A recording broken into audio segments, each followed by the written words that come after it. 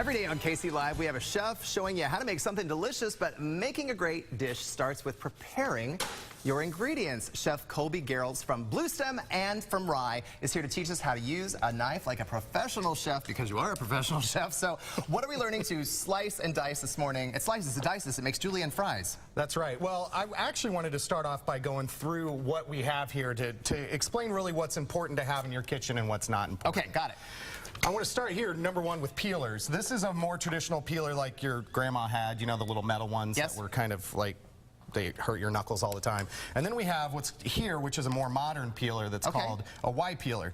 And they're a lot easier to use because you can actually drag the actual waste off the vegetables a lot easier. And it doesn't get caught up in it doesn't get caught up, and it's a lot different. What will they think of next? What will they think of next? Everything gets reinvented. And then here we have a plethora of knives. These are my own personal collection of knives, and most chefs think that most people think they need to have all these knives in their homes, but actually they don't. This knife is specifically just for boning. Okay. Like boning chickens, beef. This is a knife I use specifically for filleting and slicing fish. All right. This is for slicing meat. This is a paring knife. This is a utility chef's knife, and then this is my very nice Japanese carbon knife. This is your The ugliest one is actually the one that's the nicest knife. All right. But I will ask you, out of all these knives, what do you think are the most two important knives to have in your kitchen? I'm going to say these two.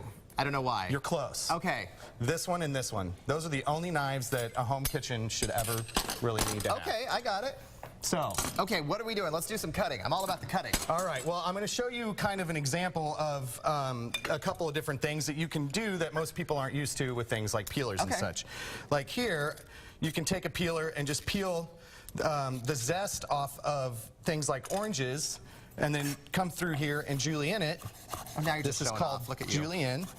And now you have nice, you know, really fragrant zest that you can put in salads, you can put on fish, you can do all sorts of things. Okay.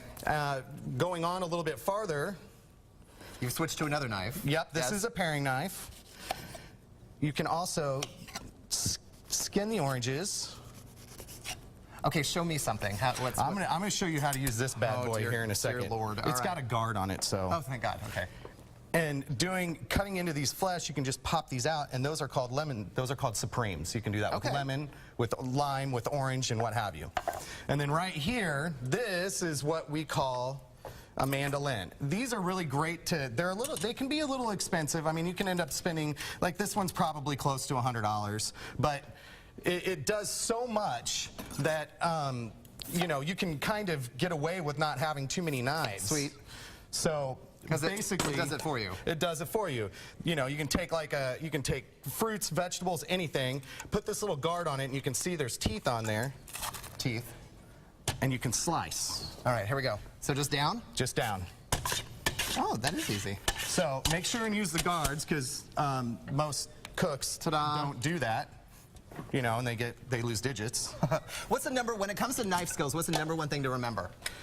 The way to hold stuff. Okay. Like when you slice stuff, it's important to keep your knuckles like that, and it's a really strange thing to do. So you don't take off a fingernail. Right. I mean, you want to keep your fingers back, and in doing so, you can actually ride the knife down your fingers. Now, a lot of people sit there and they want to hold it like this or hold it like that, and that's certainly how you lose digits. Are there different cuts for different foods?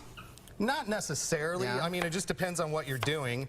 Like, I can give you a couple examples of different kind of traditional cuts. Man, you're a pro.